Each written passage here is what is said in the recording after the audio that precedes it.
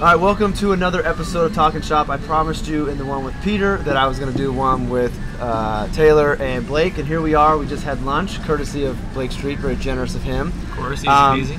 And I thought that we would talk about, kind of following up on what Peter and I talked about in the Media Summit, is kind of the content and why some of us are doing it, why some of us aren't doing it, and maybe start with something that we took from the conference. So I'll let Taylor go first. What was maybe one thing you took away from the conference that is something you can implement or something that's impactful? Yeah, well, I think the one thing is one thing. So we went to the summit. There's a lot of different advisors. They're all in different places in their career. We were just chatting how, some of these people are doing old school methods of, writing for newspapers or, on CNBC, snail mail campaigns. They're all finding different ways to get their message out there. And my takeaway was that there's all these different things that you can do, but just focusing on one thing that you enjoy doing, that you're really good at, and staying in your lane, because it's really easy to get distracted. We joked about all these different shiny objects. I want to do webinars, I want to do a podcast. I mean, you shouldn't have a podcast, a blog, video, Alexa, Amazon skills. You shouldn't have all those things. I just got emails. It's fun to experiment, obviously, right. But my one thing was why don't you just focus on the one thing that you get excited about, that you have fun doing, that hopefully that you're good at. And then, maybe once you dial that in, you can take that a step further and you can add on and stack on other things. But it was really fun to hear how other people approach it and the other things that have worked for them. Guy who does just traditional radio, spends a ton of money doing traditional radio, has had a ton of success. He says ROI on that was like 8 to Every 1. dollar he puts in, he gets $8 out, And to some of us that might sound crazy, but for him it's what works. And he enjoys it and he's good at it and all the above. So I really am enjoying the podcasting world these days. I've launched a second podcast now, and I've just realized I'm just going to stay in this lane for now. I enjoy learning from everybody and hearing what they're doing, but I'm going to focus on just that one thing. Real quick, what's the new podcast name? The new podcast is called Experiments in Advisor Marketing. So I'm a marketing geek. I love experimenting and trying different things. It's funny, I just talked about doing one thing, and here I am with a podcast experimenting, but it's a sickness. It's a sickness we have. I've tried a lot of things over the last 5 years since I started my firm, and I think a lot of other people can benefit from hearing my failures, my successes, what's worked, what hasn't worked, what I'm doing today, how we've pivoted, bringing on some outside the box type experts to just shed some light on what other industries are doing, and I don't know, really just to kind of have some fun. So, but I like the podcasting medium. It seems to work well for me, and I'm going to stick with that for now. I think to add on to yours, and then we'll get your story. In addition to all these different avenues that are working for people, I think the beauty in that is, I think there's something for everybody. You don't have to do the podcast if that's not your thing, but there is something for everybody to tell their story and get their word out there. And it doesn't matter, as long as it works for you. Who cares what the next cool thing's supposed to be? If that's not you and it's not your audience, then don't worry about it. Just focus on what's working for you. Right, and then there's a big theme too about repurposing content. So if doing a podcast is your thing and that's what you enjoy, you can do your podcast, and then you can turn that podcast into a blog post. You can turn that blog post into a short 3-minute YouTube video. Right. Then you can break that up. We were talking about Instagram stories. You could break that video up into 15-second Instagram stories. And so you can start with that one piece of content that you're really good at producing, and then maybe with some outside help, break that into 10, 15 different pieces of content. So repurposing this stuff. That was something that excited me, because the more I shared that with people and to see the light bulbs go off, made me realize how good that's going to be. So taking a video and turning that into the podcast, and snipping up the video to go on stories, and then maybe even turning that into a blog post, all off of one piece of content, getting all that run off of that. There's something I thought of recently that seeing the responses, all right, I'm all in on that, I'm doing that. Yeah. So on the other side of the table, we have the guy that does no content. We'll take that back. He came on my podcast once, but other than that. One piece, ever. Yeah. So kind of how do you view content, and maybe why is that not a part of what you're doing right now? Yeah. And finally, will it be something that maybe you do in the future? It's certainly something that I would love to do more of, or at least start with.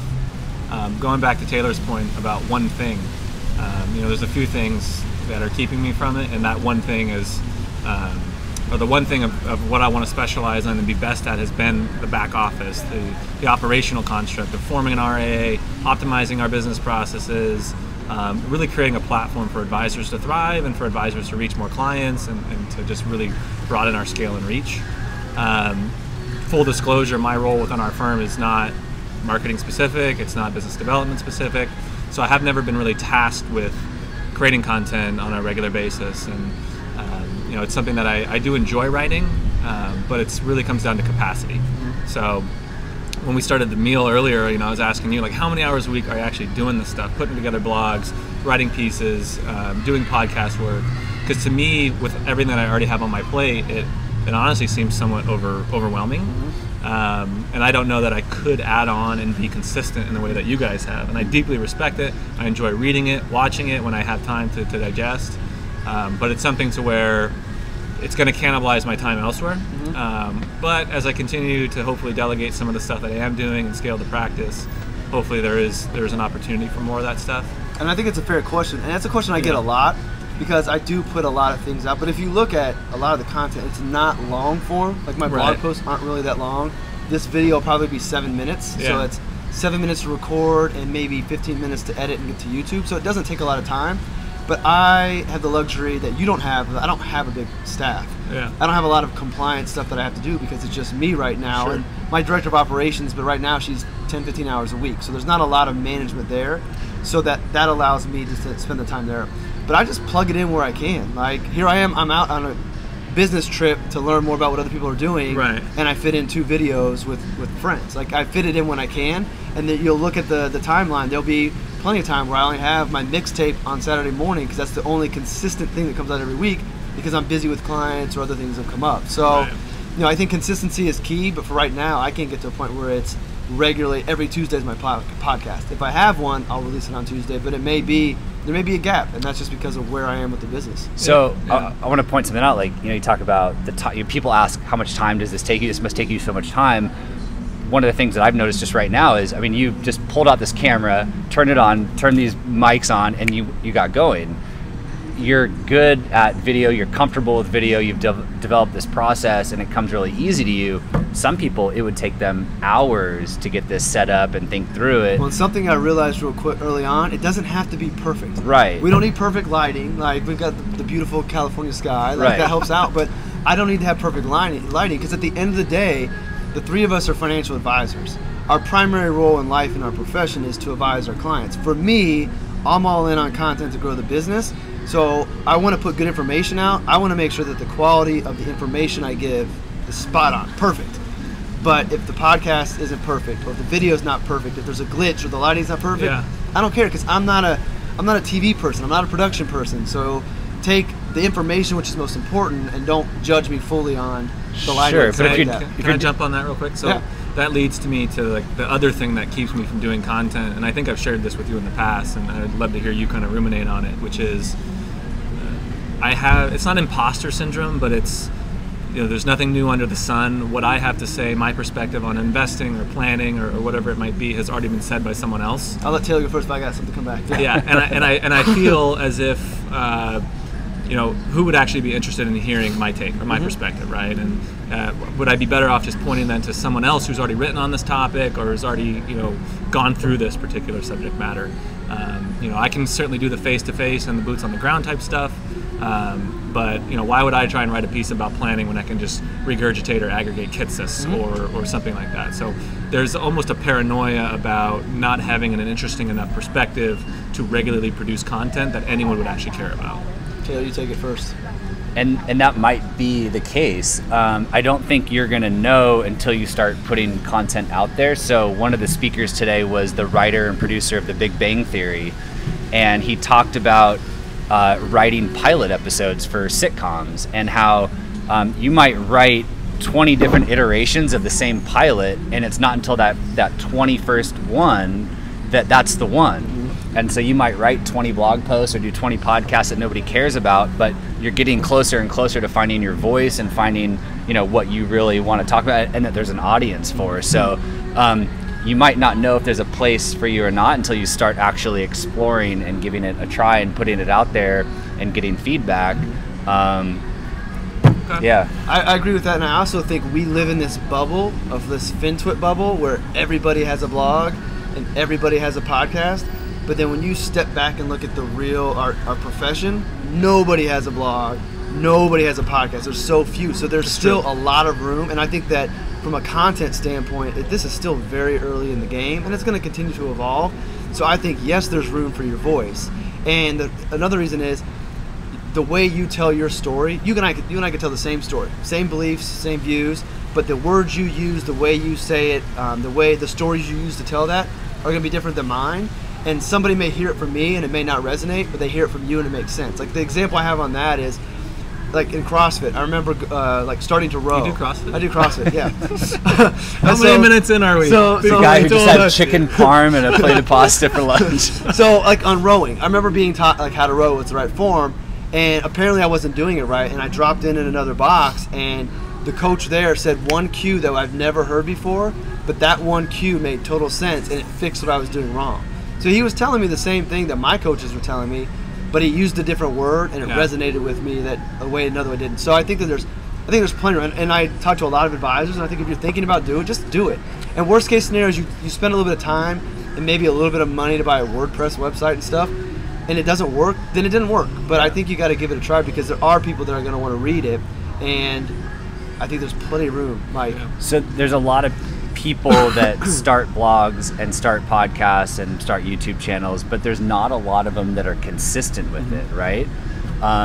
So if you start something and you stick with it and you're consistent with it, I have no doubt that it'll be successful. But how many financial advisors have started a podcast, they did 5 episodes and then they completely stopped? So there's a lot of that. And I don't want to be that person. So it's like if I'm going to start it, I feel like I need to have the runway, the capacity, and you're never going to start. Exactly, if you're waiting for all that, you're never going to start. I think you got to go in and you got to know it's for the long run, and you got to give it more time. Because somebody asked today, how many blog posts did you have to write until you started to see? Like, that's the wrong mentality. You just got to go in and this is something that I see working for other people, and I think it can work for me. I need to find my voice. I need to find how I'm going to do it best, and it's going to take time. And I'm not going to look at my analytics. I'm not going to look at my views or my downloads, because I don't care at this point. All I care about is putting that stuff out there. And to be honest, your first stuff's going to suck anyway, so you don't want anybody reading that. Get yourself better at writing, find your voice, get more comfortable in front of the camera, and then when your people are finally watching it, you're a little bit more mature, and most people aren't going to go back and look at the old stuff anyways, but they're going to see, oh, Blake's got 100 blog posts already. He's been doing this for a while. He knows his stuff. So what are you having more fun doing, the pod or the blogging? I think I love it all. I honestly like video more, and that seems like it would be egotistical because I like to see myself on camera, but honestly, I don't watch them. I edit them, I never watch them again because I hate hearing myself. But I think that I enjoy the video. I enjoy the podcast because I get to talk to people who wouldn't normally talk to me otherwise, so I get to have these conversations and get to build my network. I think that I have a long way to go before I would say I'm good at my podcast. I've gotten better, but I don't think I'm as good of a host as I could be or will be, but that's just with time, with figuring out how do you ask the right question and what type of research do you need beforehand, and when do I just need to shut up and not interject. Because I think of Patrick O'Shaughnessy, like that's who I really like, the way he runs his podcast, and he knows the few questions to ask, maybe the follow-up question to keep it going, and then Shut done. Yeah, he's incredible. As you can see, I ramble and I like to talk, so I need to get better at that. Podcasts like the best, invest like the best. Yeah. So real quick, the last thing that came up during this trip, actually, and I've heard it before, but you've made the comment a few times that you don't know that you have enough time, and changing that and saying it's just not a priority, right? Totally, like you could make the time. Yeah. It just may not be a priority for you. And if it is a priority, then you'll make the time for it. Because like you said, you'll never, if you're not going to do it today and you don't make it a priority, it's just not going to happen. Right. And I think I think one of the things I'll end with is that it's okay if you end up not doing it. Like you don't have to do this stuff. I do think that it works, and I can cite plenty of examples, and the examples, and probably some that I don't know of where this works. I mean, you just look at your field, that the guys on Twitch and stuff. Like, this stuff works. People want that. They want to have relationships with people even before they know them. But if you're out there and this is not your thing, don't feel bad about it. I think that you're better off not doing anything than faking it and forcing it and not come across genuine. So don't go out and have somebody write for you or use the canned stuff. Just skip it. Just if that's not you, be you and do the things that you are good at. So if your strength is not doing this stuff, but it's on the boots on the ground, meeting with people, shaking hands, kissing babies, then go do that. There's nothing wrong. Nothing says you have to do this. Right. Even though I'm a big believer in it, and I'll tell you should. If we sit down and at the end of the day, like, that's not my personality, I don't like to write, I hate it, then don't do it, because that stuff's going to come across, and that's going to deflect more people. Right. Any closing thoughts? I don't think so, man. I think we covered it. Any closing thoughts? You should start training now for March for the Fallen, Yeah. breaking your shoes. Sounds like we'll be seeing you there potentially, maybe. Hopefully. Pressure's on. Yeah. We'll do a follow-up video there. Nice. We'll do it while we're walking. While we're this time. moving? Yeah. Yes. See if yes. we can keep up Corey. I'll get a GoPro or something. Like Corey. Shout out to Corey Hofstein for doing it with 50 pounds on his backpack and not Savage. even being bothered. Savage. All right, well, Insanity. this went longer, but I think this conversation was great. I'm excited how it turned out. So Yeah. I appreciate you guys taking the time to do this and you driving me out here. Yeah, and Blake yeah. Good to meeting see you us. in California, man. Yes, yes. All right, It well, looks good on you. everybody, thanks for watching. Subscribe, do all the stuff you're supposed to do, and we'll see you in the next episode. Bam. Dude, that was awesome.